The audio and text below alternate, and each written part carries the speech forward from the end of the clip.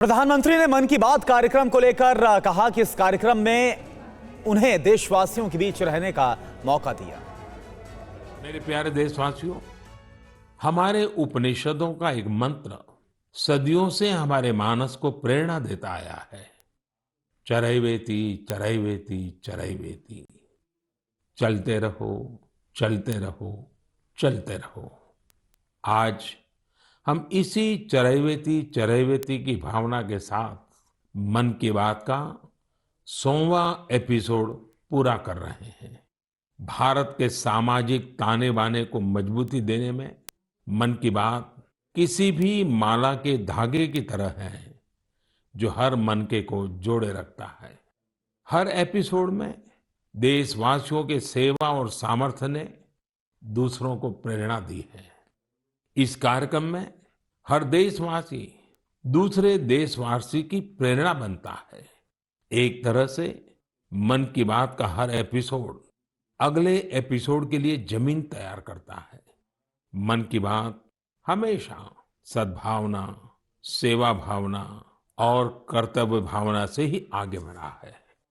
आजादी के अमृत काल में यही पॉजिटिविटी देश को आगे ले जाएगी, नई ऊंचाई पर ले जाएगी।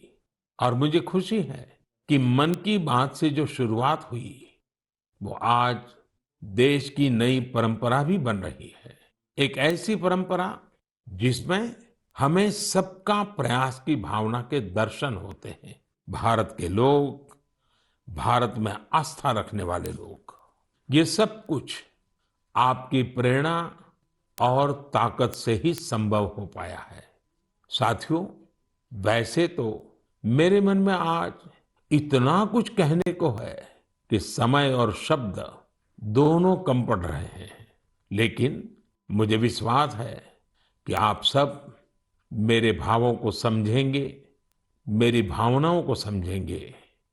आपके परिवार के ही एक सदस्य के रूप में मन की बात के सहारे आपके बीच में रहा हूं, आपके बीच में रहूंगा।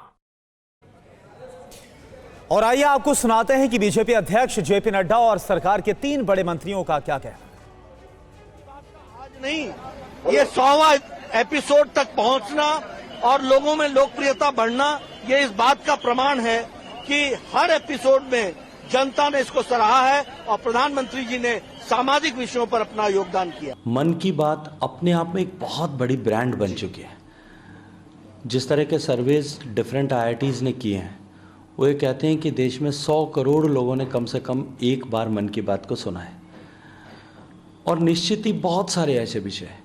जल शक्ति मंत्री होने के नाते मैं कह सकता हूँ कि जल से जुड़े हुए विषय पर, लेकिन उसके अतिरिक्त भी बेटी बचाओ बेटी पढ़ाओ का विषय, खिलौने के निर्माण का भारत में निर्मित होना चाहिए इसका विषय, ऐसे अनेक विषय हैं जिन पर मन की बात कार्यक्रम में उल्लेख होने के बाद में देश में आमूलचूल परिवर्तन हुआ है। If you look at the kind of people, I mean, you have a situation now where normal activity comes to a stop. अभी रहने दो, अभी मन की बात शुरू हो रही है।